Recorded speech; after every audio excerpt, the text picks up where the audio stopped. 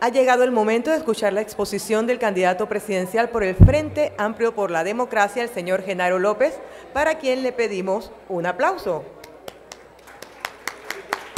Sí, buenas. Queremos agradecerle pues a los coordinadores de este importante evento la invitación para poder expresar nuestra propuesta o nuestro plan. Nace la Esperanza, que es el plan de gobierno del Frente Amplio por la Democracia. Aquí tenemos el plan. Sinceramente acaba de salir un poco tarde, ustedes saben, producto del reconocimiento de nuestro partido, que es un partido joven. Hemos estado trabajando contra el tiempo en las primarias, en la escogencia de los candidatos, en el plan nacional. Y en realidad tenemos nuestros candidatos para participar el 4 de mayo en las elecciones. Y antes de entrar en los temas, quería explicar eso un poco pues, de los partidos políticos. En realidad, nosotros no creemos los partidos políticos tradicionales, y eso lo hemos planteado. Hay un descontento generalizado de la población producto de las actuaciones que aparecen solo cada 5 años, hacen promesas electorales, vienen con el clientelismo político y una vez que son electos se olvidan de los compromisos de la población y no resuelven las necesidades sociales. Eso es lo que hemos vivido nosotros a nivel del pueblo en general. En las últimas elecciones nosotros dijimos no vaya a votar por ninguno de los candidatos. Esa fue la orientación que dimos a nivel de Frenadeso, que es una instancia donde hay diferentes organizaciones, indígenas, campesinos, estudiantes, profesionales. Lo cierto es que la gente fue a votar y votó por Martinelli, esa es la realidad. Cuando Martinelli comenzó a administrar el Estado,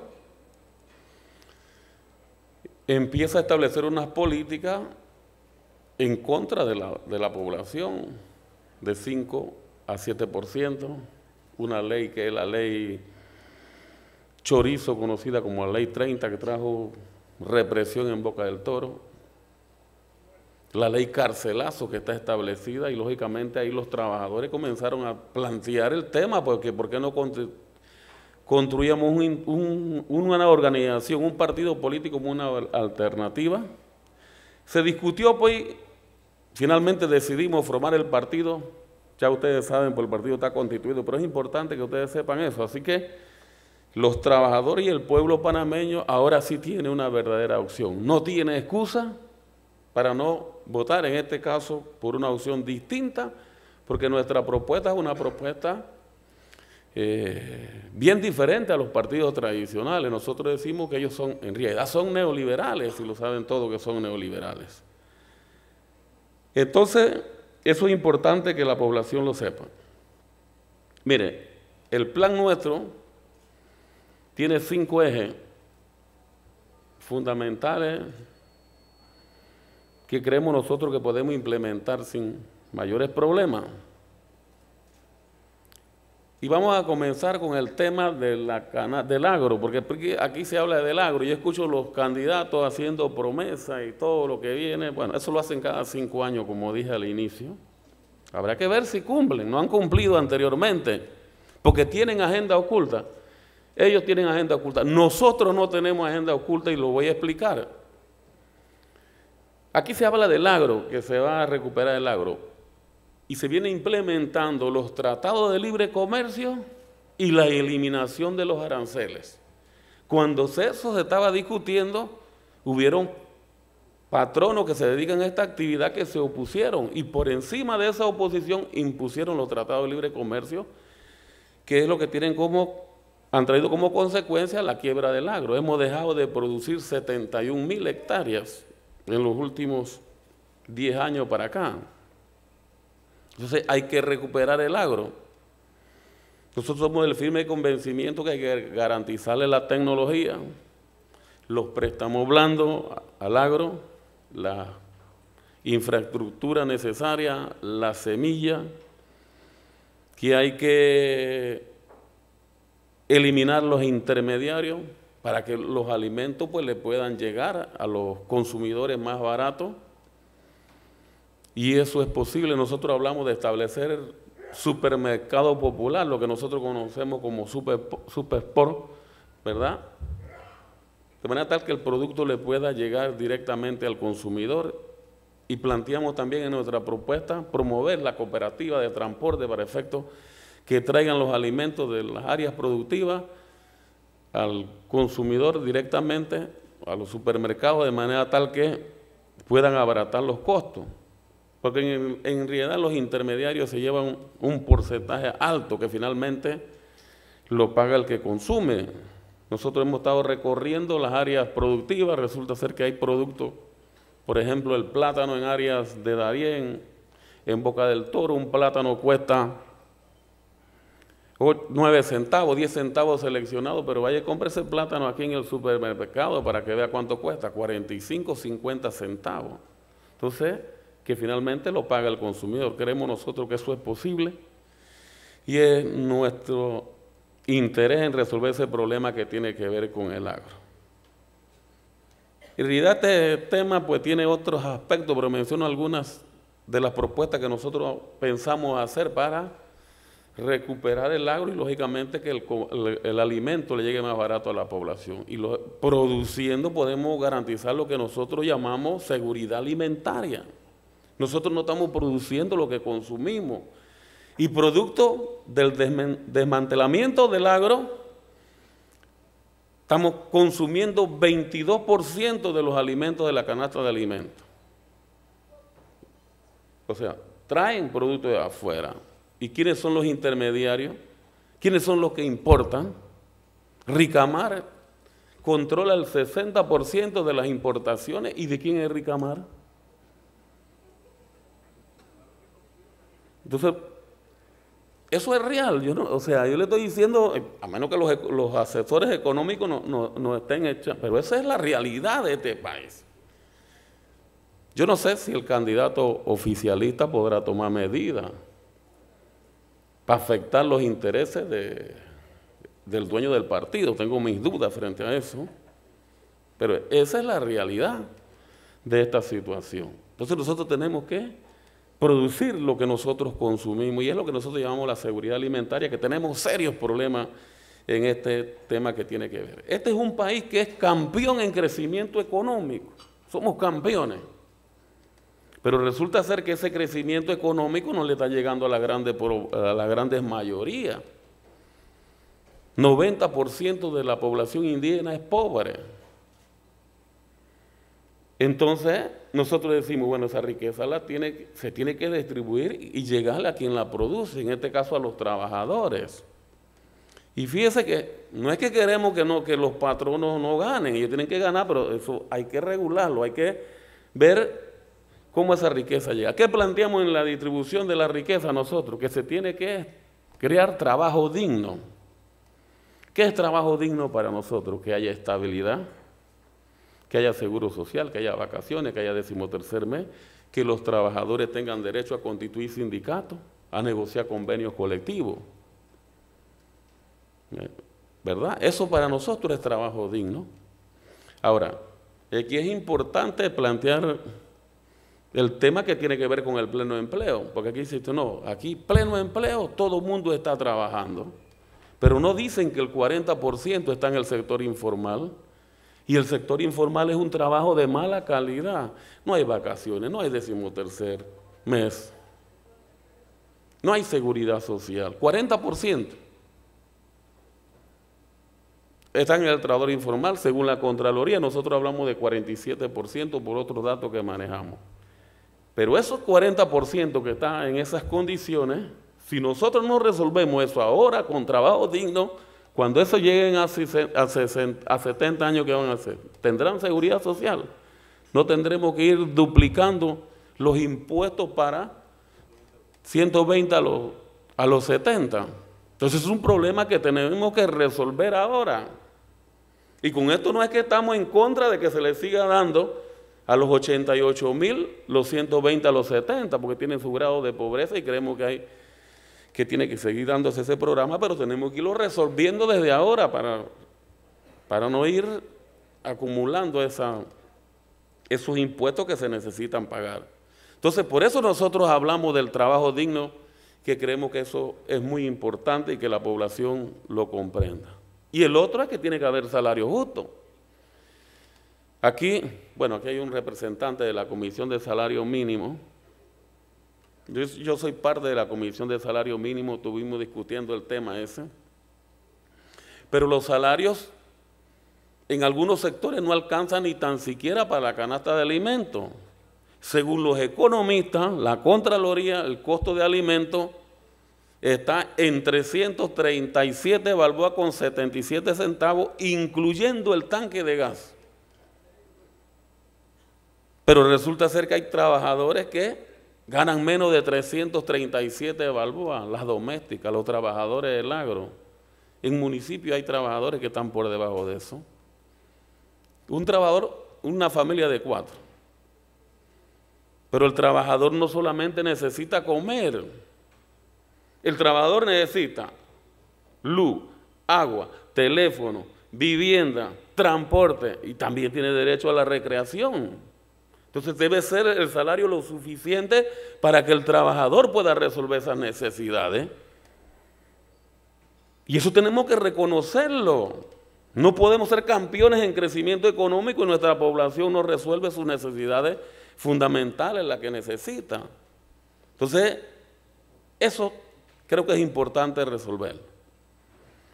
Pero son grandes problemas que tenemos y a nuestro criterio, bajo este mecanismo es una forma de ir distribuyendo la riqueza. Ahora, en los sectores, en este caso, empresarial debe comprender que si usted pone más dinero en la población, la gente va a demandar más, vaya a comprar más ropa, alimentos, y eso va a tener que producirse más. Eso como en diciembre que la gente tiene ahorro, pagan vacaciones, 13º mes, se produce más en ese mes, hay que contratar personas. Eso va a comenzar a mejorar la economía y lógicamente si los trabajadores comenzamos a mejorar nuestras condiciones, los sectores económicamente van a mejorar también sus condiciones. Eso lo hemos planteado en diferentes oportunidades y creemos nosotros que eso es posible. El tema de la educación, que es un tema fundamental para nosotros, aquí hay una educación para ricos y otra para pobres. Esa es la realidad. Las condiciones de educación son sumamente graves, nada más hay que echar un vistazo a las estadísticas y se va a dar cuenta. Las escuelas no tienen comedores, no tienen biblioteca, no hay enfermería, 200 escuelas rancho, maestros multigrado. Entonces es un tema que nosotros tenemos que resolver y la educación en nuestra propuesta tiene que ser gratuita para preescolar hasta estudio superior, tal como lo establece la Constitución. Y yo creo que debe ser interés de todos. Si nosotros, los que tenemos hijos, ¿sabe? Usted tiene su hijo, quiere hacer todo el esfuerzo necesario para que se prepare de la mejor forma posible para enfrentar los retos que tiene la vida. Y así mismo tienen que ser los gobernantes, tratar de preparar a su población para efecto de que pueda enfrentar el reto que tiene el país. Pero aquí se está descuidando, incluso se están eliminando materias que nosotros planteamos que la educación tiene que ser integral. Y hay materias que son sumamente importantes como relaciones de Panamá con los Estados Unidos, que a nuestro criterio, pues todas, y otras materias que son fundamentales. Además, eliminando materias significa que el alumno no va a recibir la educación integral que necesita y además se va a reducir educadores. Entonces creemos nosotros que eso es importante recuperar. Además los educadores necesitan mejorar sus condiciones. Aquí los diferentes gobiernos, por lo menos del 90 para acá, ven a los educadores como su enemigo. Porque los educadores quieren mejorar sus condiciones de trabajo y de salario. Entonces, por eso es que hay persecución. Con todos los diferentes gobiernos, los educadores han hecho huelga, producto de los enfrentamientos que se dan. Pero ¿quién más que los educadores para que nos ayuden a resolver el problema de la educación, dándole mejores condiciones y además tan gran parte del tiempo con nuestros hijos? Y estamos del firme convencimiento que si nosotros no atendemos a los educadores, no se les da atención, no vamos a poder resolver. Los educadores son importantes para resolver el problema que tiene el país de la educación. De igual forma también el tema que tiene que ver con la salud. Aquí hay una situación de salud sumamente grave. Hay enfermedades que habían desaparecido y que están volviendo. La tuberculosis es una de esas. Pero aquí no hay una política de seguridad y salud de los trabajadores. Mire, todas las actividades económicas deben de inspeccionarse por las autoridades para ver cuáles son las condiciones de trabajo y de salud. Los restaurantes, los supermercados, las fábricas, las construcciones. No hay. Y aquí aprovecho porque, por ejemplo, en la actividad nuestra, que es la actividad de la construcción de donde yo vengo, el sindicato es el que asume esa responsabilidad de tener los inspectores. El sindicato tiene más de 100 funcionarios, atiende eso, y las otras actividades donde no hay organización, ¿quién las atiende? Por eso es que tenemos la población adulta enferma, porque no hay una política y el Estado tiene que invertir en la atención primaria de la población. Pero se descuida esa parte que es fundamental. Ahora, si nosotros producimos los alimentos, si nosotros damos educación, si nosotros mejoramos el tema de la salud y damos trabajo digno y salario, o sea, vamos resolviendo el problema. Vamos resolviendo el problema que tiene la población, que es lo que necesita oportunidades.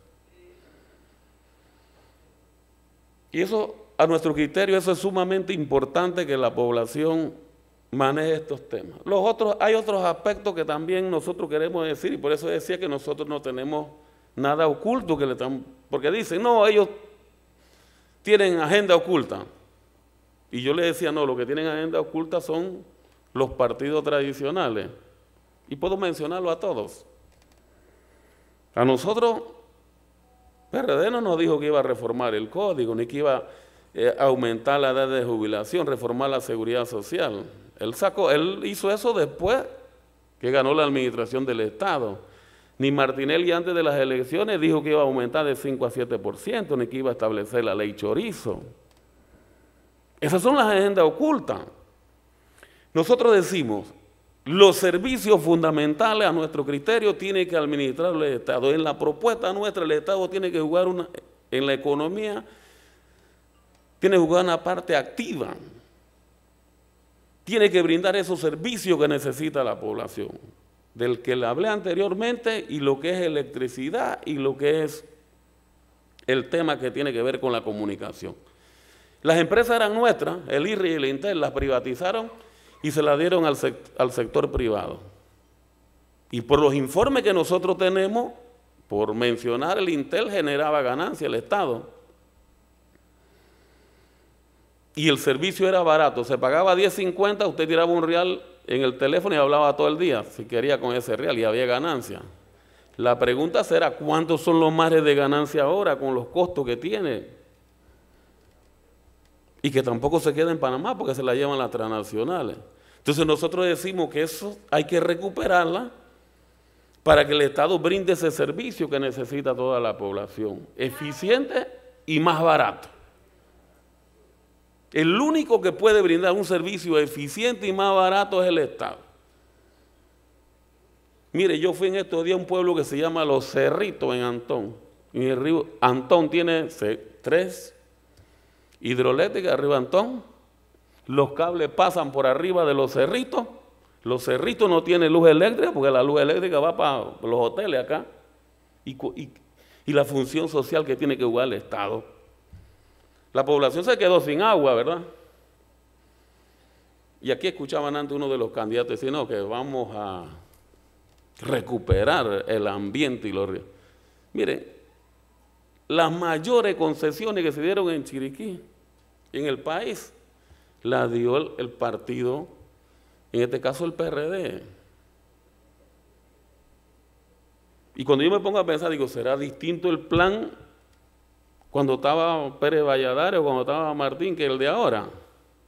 Para mí es el mismo. Eso es el mismo plan. Pero bueno, aquí viene y se echa cuento y la gente, a veces nosotros quedamos creyendo que es lo que nos preocupa a nosotros cuando se habla en la televisión con mucha propaganda. La cosa viene buena, sí, pero cuando ganan no hacen lo que prometen, que es uno de los problemas que tenemos. Por eso nosotros decimos que lo que estamos proponiendo lo vamos a aplicar, y por eso le estoy diciendo que no lo estamos ocultando. Yo sé que plantear que nosotros vamos a dar educación gratuita a los sectores privados que se dedican a la educación, las universidades y los colegios se van a resistir porque se van a ver afectados sus intereses. Nosotros entendemos que cuando hablamos que el Estado va a dar salud, los sectores, las clínicas privadas, los hospitales privados se van a resentir porque saben que se van a afectar sus intereses,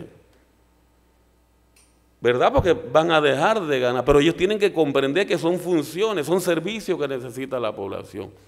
Y en el tema de la salud, fíjese que los que pagamos seguro, vamos al médico, nos dan receta, vamos a la farmacia y no hay medicamentos en la farmacia. Tenemos que ir a comprar a la farmacia privada. Ni hablar de las citas médicas con los especialistas. Entonces nosotros, si estamos enfermos, tenemos que comprar la receta, la medicina en la farmacia privada, y si estamos con el especialista, si no tenemos, pedimos préstamos para atendernos. De esa forma se está privatizando prácticamente, en este caso, la salud. Entonces tenemos todos esos problemas que tenemos que entenderlo. Igual, cuando hablamos de recuperar el IRRE, recuperamos el INTEL. Eso también sabemos que va a haber resistencia por parte de los sectores económicos, porque cada quien mira sus intereses personales o particulares y no mira los intereses colectivos, que es uno de los grandes problemas que tenemos. Nosotros entendemos perfectamente eso. Por eso nosotros decimos que la sociedad se tiene que organizar. Los educadores, ni hablar, porque aquí se habla de los educadores, los trabajadores de seguro, todo el mundo, los médicos, todo el mundo está desorganizado. Entonces todo el mundo tiene descontento, pero no sabemos cómo enfrentar el problema porque estamos desorganizados. Necesitamos organizar para tener el mecanismo de presión para efectos de que se nos atienda nuestra demanda o nuestras necesidades sociales que tenemos. Y además porque se comprenda en este caso como Frente Amplio de Democracia de la política que nosotros vamos a impulsar, porque si nosotros no estamos organizados, la misma gente nuestra no va a entender el problema. Pero es un proceso que tenemos y que estamos haciendo y que creemos que lo podemos hacer sin mayor problema. El tema de las independencias de los órganos del Estado, bueno, ustedes saben aquí que no hay independencia de los órganos del Estado. Yo escuchaba en estos días, ayer creo que fue, el juez Ballesteros llorando en la televisión, lo que él planteaba. Eso no es nuevo, eso es viejo. Y eso lo hacen con los diferentes gobiernos, ¿verdad? Entonces nosotros creemos que son temas que hay que darle la independencia. ¿Cómo se va a resolver ese problema? Te escucha a todos los presidentes, todos cuestionando ahora, ni que no. Que el magistrado, que los fiscales, que el contralor, que el procurador. Eso aquí tiene que haber un mecanismo de cómo nombrar. No puede, todos los presidentes nombran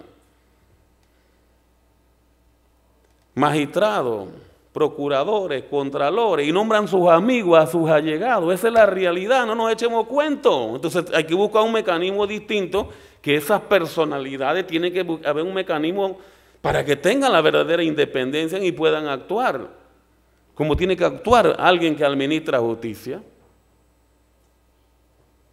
Y para eso nosotros proponemos la constituyente originaria, porque no podemos hacer una constituyente paralela. La Constitución ha tenido muchas reformas y las reformas no han resuelto los problemas, son parches, sería más de lo mismo. Imagínense una constituyente, por ejemplo, con el actual presidente de la Asamblea de Diputados siendo parte de esa constituyente, ¿qué credibilidad podemos tener? De repente uno está hablando así, pues de repente aquí hay familia, porque uno no sabe, pero tengo que decir, y no es para que nadie se ofenda, pero tengo que decir lo que... O tienen amistad, o tienen afinidad, pero es lo real. Entonces, por eso es que nosotros hablamos de una constituyente originaria para resolver el problema de las instituciones y el problema de la independencia que tienen. Entonces, eso es muy importante, problema de la corrupción, los proyectos sobrevalorizados, el problema de la deuda eterna.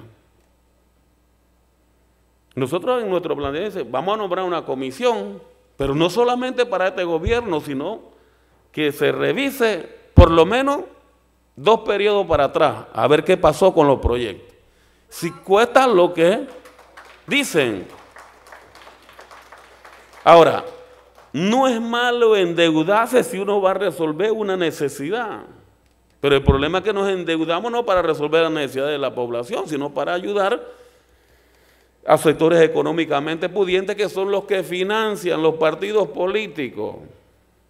Los 105 que eran, ahora son 115 multimillonarios, financian las diferentes campañas políticas. Y finalmente son los que deciden quiénes son los magistrados, el contralor, el procurador. Bueno, en el caso del contralor tengo entendido que era funcionaria del presidente actual. Entonces,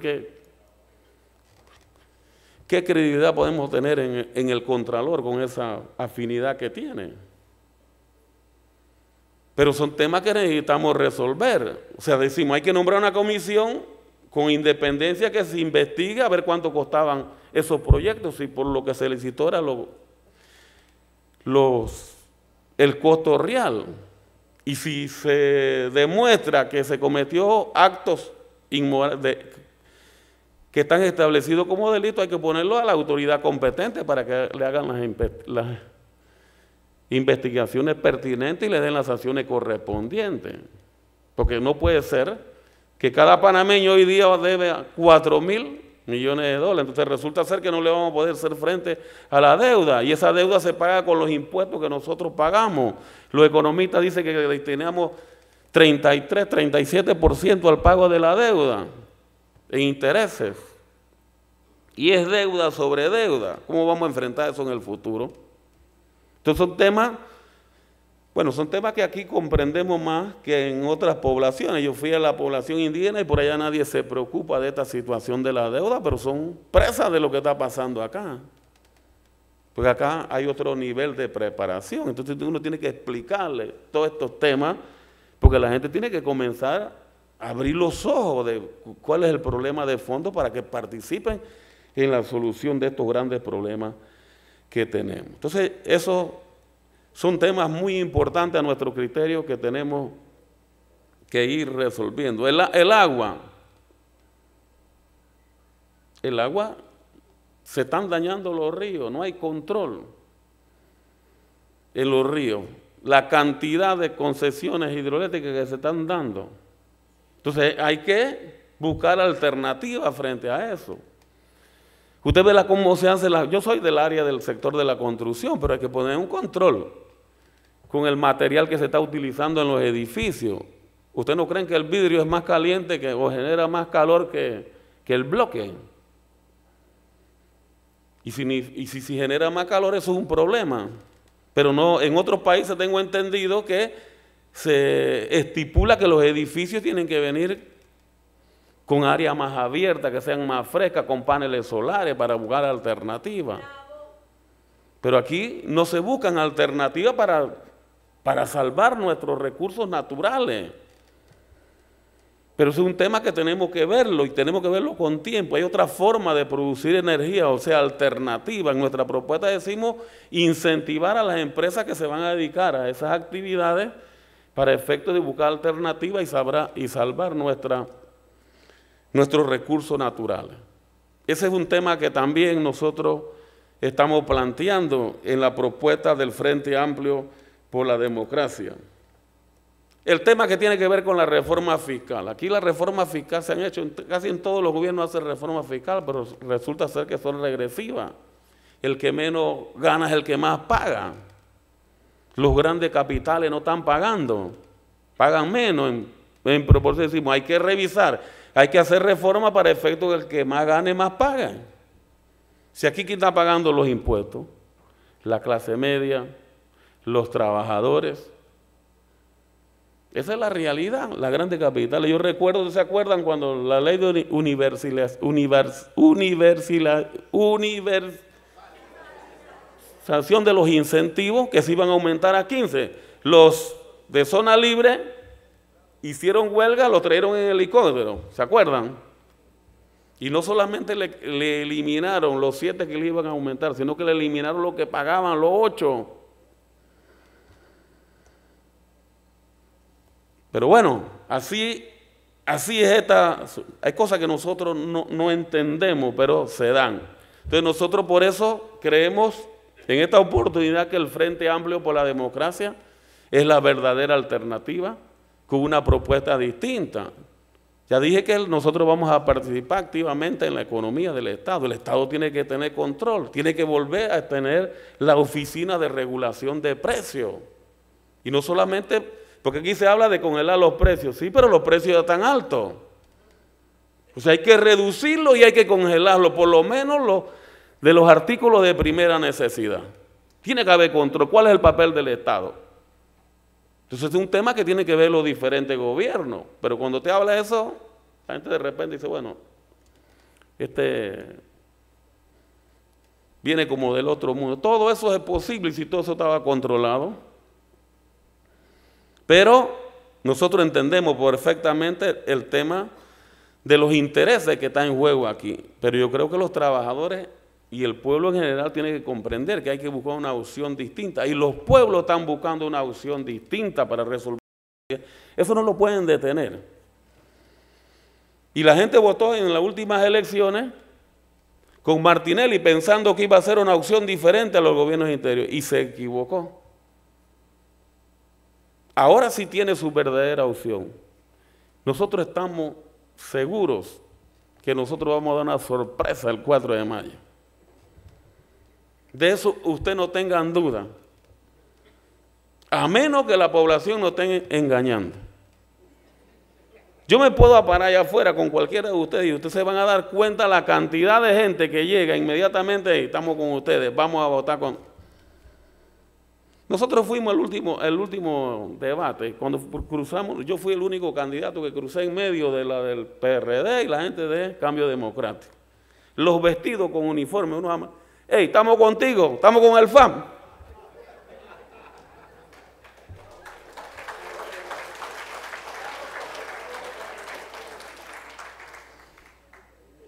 Mire, yo estoy agradecido porque ustedes me permiten conversar con ustedes y yo estoy hablando como si les estuviera hablando a los obreros.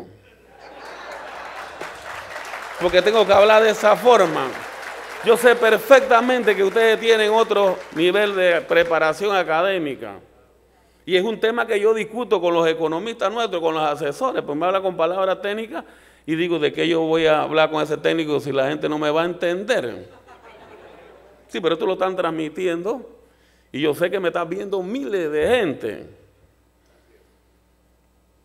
Y en realidad, mire, en estos momentos hay una asamblea general del sindicato. Allá debe haber miles de obreros reunidos discutiendo el tema con la Cámara Panameña de la Construcción. Y bueno, vamos para el evento donde nos invitaron porque es muy importante.